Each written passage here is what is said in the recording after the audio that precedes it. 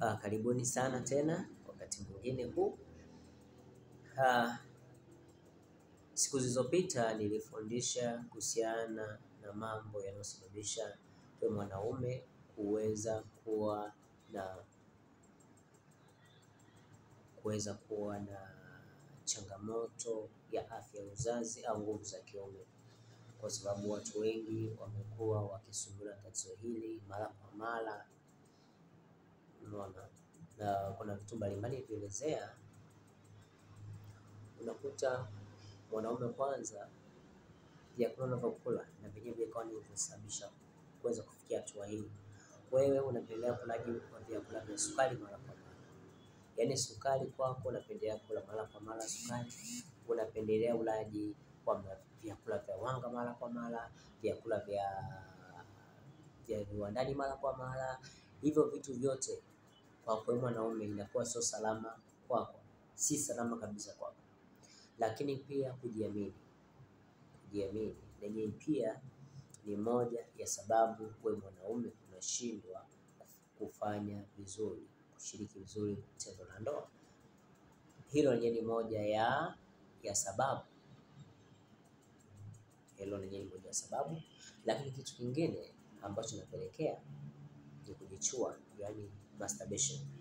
Wanaume wengi ambao wamekuwa wamefanya masturbation mara kwa mara, na wengi wao unakuta ni ile miaka ya kuanza kubalehe, miaka 14, 15, 16, 17 humo. Yaani humo mpo shuleni kwa kuona ni bora kujiridhisha kwa kujichua.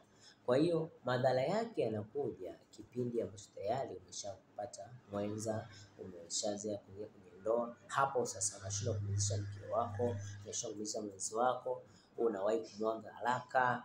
Yaani unaweka tu kwenye uke wa unaweka kwenye uke tayari hapo umeshamwaga. Kwa hiyo hii na yenyewe pia ya kujichua, na kama sasa bado hiyo tabia unayo, naomba uiache mara moja. Uwezekano wa kuondoka katika tatizo hili inawezekana kabisa. Kama wewe bado unasumbuliwa na tatizo hili, unajiuliza naliachaje, nafanyeje ili kuweza kuliacha, nipigie kupitia namba 0763242543. Moja kwa moja nitakupa njia za kuacha hili tatizo. Moja kwa moja njia ya kuacha tatizo, utaiacha tatizo hilo moja kwa moja. Leo tujikite katika suluhisho la matatizo haya. Kwanza suluhisho mojawapo ambayo itakusaidia wewe,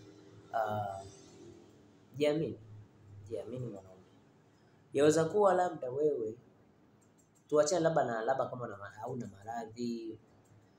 Wengine wanakuta maradhi ya kisukari, matatizo ya pressure ya kisukari, matatizo ya moyo, bawasiri. Pia inaweza kuwa ni changamoto moja ya kitu kinachosababisha mpaka usiweze kufanya vizuri.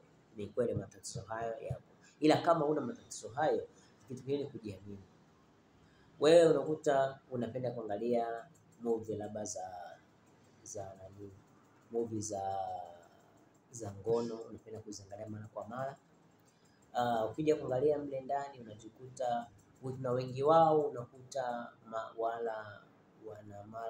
unakuta wanaume labda mkubwa mrefu. Unajiona kwamba sasa mbona mimi, ile ni michezo tu inafanyika, ile ni michezo inatafuta watu fulani wanafanya yale mambo ambao wanaona kwamba hawa wanaweza kushawishi watu wengine, yani waweze kuangalia hivyo vitu. Lakini ukumbuke wa kila mwanaume au kila binadamu ana maumbile yake. Kuna mwingine ana marefu, ana mafupi, ana manene, mwingine ana membamba. Huyo hata kama ukiwa na uume mdogo au na maumbile yako ni mafupi au ni membamba au ni manene, kumridhisha mke wako kabisa, kumridhisha mke wako, mwenza wako, inawezekana kabisa.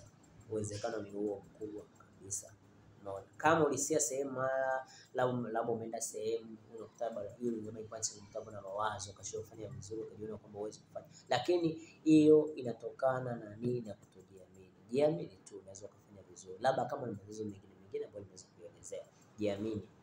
Hiyo ni moja ya suluhisho. Yaani jiamini. Kujiamini na mwenyewe ni moja ya suluhisho. Kujiamini. Ukijiamini na yeye ni moja ya suluhisho, unaweza kukaa vizuri. Kitu kingine ni vyakula. Pendea sana ulaji wa vyakula vya protein, vyakula vya kujenga mwili. Pendea ulaji wa nyama, ulaji wa kuku, ulaji wa mayai, ulaji wa maharage, ulaji wa unywaji wa maziwa. Unaona? Pendea ulaji wa vyakula vile vyenye nyuzi, viazi vitamu, mihogo. Pendea sana kutumia vitu kama magimbi, viazi vikuu. Vitu kama hivyo ni vizuri sana. Japo viazi vitamu, viazi Ulaya, viazi magimbi iko ni kundi la wanga, lakini wanga yake sio kubwa sana kama iliyo kwenye ugali, kwenye wali, kwenye wangano. Pendea sana kutumia hivyo kwa sababu hivi vyakula vina faida kubwa sana kwa wewe mwanaume. Pendea sana kutumia hivi vyakula. Lakini nawaelezea leo dawa moja ambayo utaweza kukusaidia wewe mwanaume ambao una changamoto hii. Tafuta tangawizi kiasi kidogo tu. Tangawizi saga katika kile kisagio, weke pembeni kidogo tu, kiasi kidogo. Lakini pia tafuta tikiti maji. Tikiti maji kama tikiti maji lile, kata tu vizuri, changanya na mbegu zake. Zile mbegu zake usitoe. Kata vipande weka. Zile mbegu zake usitoe. Na matikiti ya kutafuta, kuna matikiti sasa yamekuja kuna mengine ambayo hayana mbegu, kuna mbegu vidogo vidogo, haya sio salama. Tafuta yale matikiti ambayo yana mbegu. Yaani unaona kabisa, unaona kwamba hili lina mbegu, usilikata lina mbegu nyingi.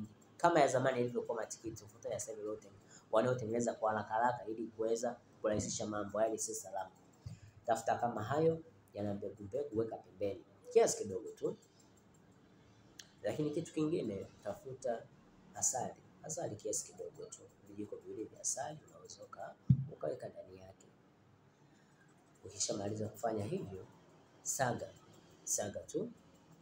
Ukishamaliza kusaga, kunywa glasi moja asubuhi, glasi moja jioni. Glasi moja asubuhi, glasi moja jioni, ndani ya siku 7. Alafu utaona mabadiliko makubwa sana yatakayotokea kwako. Yaani mabadiliko utaona ni makubwa sana yatakayotokea kwako. Fanya hivyo, itakusaidia. Lakini pia kama una changamoto ya kisukari, hii usitumie. Kama una changamoto ya kisukari, kama una sukari, tafuta tangawizi, tafuta mdalasini, tafuta na tangawizi, mdalasini pamoja na kitunguu saumu. Changanya kwa pamoja, saga, alafu unywe ule mchanganyiko. Kunywa glasi moja asubuhi, glasi moja jioni, kiasi kidogo tu. Kama utakuwa na swali lolote, naomba usite kuuliza hapo. Nipige kuja namba 0763422543. Lakini pia usisahau kusubscribe, usisahau kushare video hizi, kwa sababu kuna vitu vingi unaenda kujifunza, kuna vitu vingi unaenda kuvipata kupitia video hizi zinazokufundisha. Lengo kutokomeza matatizo haya ya kiafya, kutokomeza haya matatizo ya kiafya. Asante sana.